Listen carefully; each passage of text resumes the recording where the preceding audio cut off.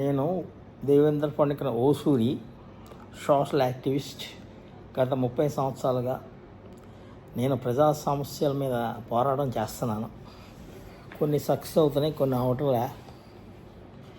ఇందులో భాగంగా Narasapuram dumping yard ఇది పెద్ద సమస్య అయిపోయింది. 70,000 జనాభా గల టౌన్కి సరైనటువంటి డంపింగ్ యార్డ్ లేక చాలా బాధపడుతున్నారు జనం. దాన్ని గుర్తించి నేను గత 10 సంవత్సరాల నుంచి పోరాటం చేస్తూనే ఉన్నాను, కానీ గవర్నమెంట్ నుంచి ఎటువంటి మద్దతు లభించలేదు. ఇంకా తప్పని పరిస్థితుల్లో national green tribunal principal bench వారి వద్ద ఒక పిటిషన్ వేసిన, దట్స్ OA నెంబర్ 1017 ఆఫ్ 2024. దానిని ప్రిన్సిపల్ బెంచ్ NGT స్వీకరించి ఒక ఆర్డర్ పాస్ చేసి, ఒక కమిటీ ఏర్పాటు చేసి, జాయింట్ కమిటీ ఆ డంపింగ్ వేసే ప్రదేశాన్ని పరిశీలించి రిపోర్టు సదరన్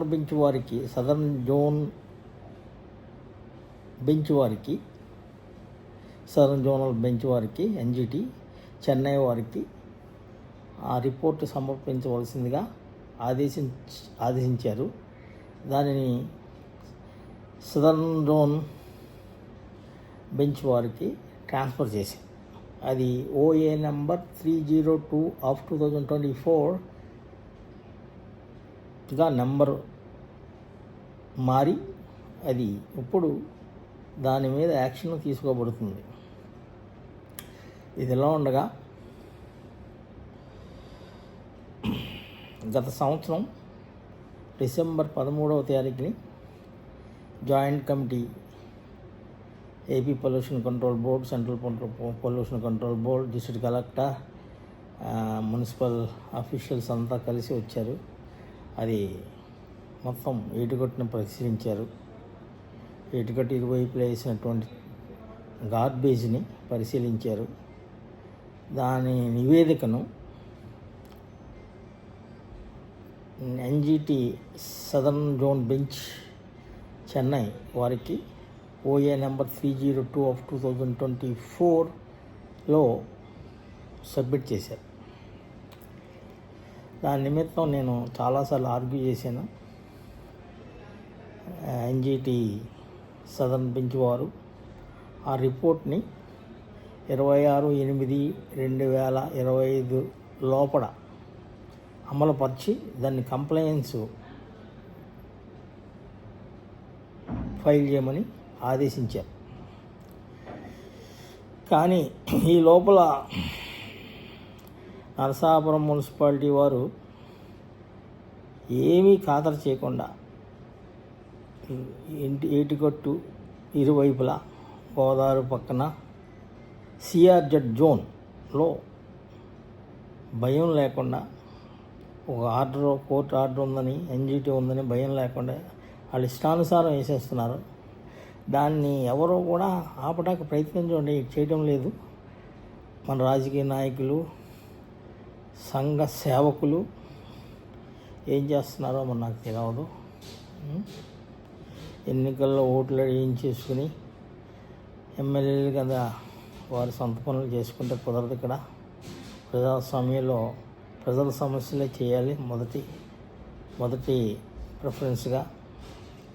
తర్వాత మన సొంత పనులు చేసుకోవాలని చెప్పేసి ఒక డాక్ట్రిన్ ఉంది.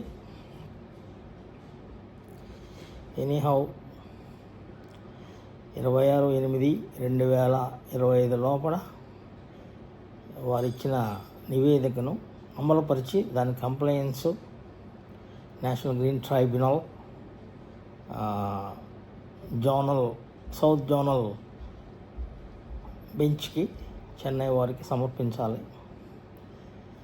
ఈ లోపల విచ్చలవిడిగా నరసాపురం మున్సిపాలిటీ వారు చెత్తని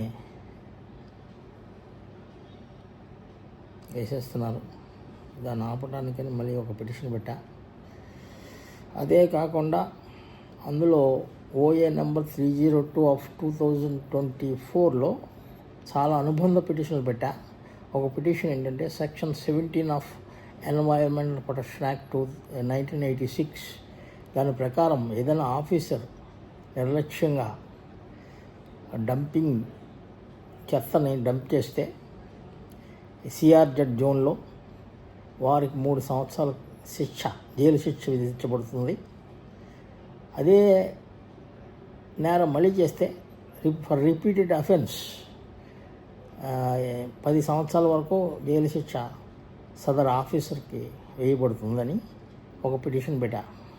రెండవది సెక్షన్ 26 ఆఫ్ ఎన్జిటి యాక్ట్ 2010 ప్రకారం ఈ కేసు పెండింగ్లో ఉంది ఎన్జిటి. అయినా సరే ఇక్కడ మున్సిపాలిటీ వారు రెండు వైపులా ఏటుగట్టు సిఆర్జెడ్ ఏటుగట్టు ఇరువైపులా చెత్త వేయడం అది కోర్టు ధిక్కార న్యాయం కింద వస్తుంది. Contempt of order of NGT south zone and central zone benches అని నేను ఒక పిటిషన్ పెట్టా. ఆ రెండు నేను వెబెక్స్లో ఆర్గ్యూ చేస్తున్నాను. లాస్ట్ టైం 11/7/2025 చాలా బలంగా ఆర్గ్యూ చేశా. కానీ టైము ఎక్కువ ఇచ్చారు వారికి అమలుపరచడానికి 26/8/2025 వరకు. చూద్దాం ఎలా ఉంటుందో. కానీ అన్నిటికన్నా బాధపడే వ్యవహారం ఏంటంటే మన డిప్యూటీ సీఎం గారు పవన్ కళ్యాణ్ గారు 2014లో ఎలక్షన్ క్యాంపెయిన్ చేస్తూ గోదావరిలో చెత్త వేయటం చాలా దారుణం, పశ్చిమ గోదావరిలో 15 సీట్లు ఇస్తే వీరు 21 టన్నులు చెత్త గోదావరిలో వేస్తున్నారని చెప్పేసి ఆరోపించారు. ఆయన ఆల్మోస్ట్ ఆయనకి హోమ్ టౌన్ నరసాపురం, మొగల్తూరు నరసాపురం దగ్గర కాబట్టి ఆయన అప్పటి నుంచి ఇప్పటి వరకు ఇప్పుడు డిప్యూటీ సీఎం అయ్యారు. వారు దీని గురించి మర్చిపోయినట్టున్నారు.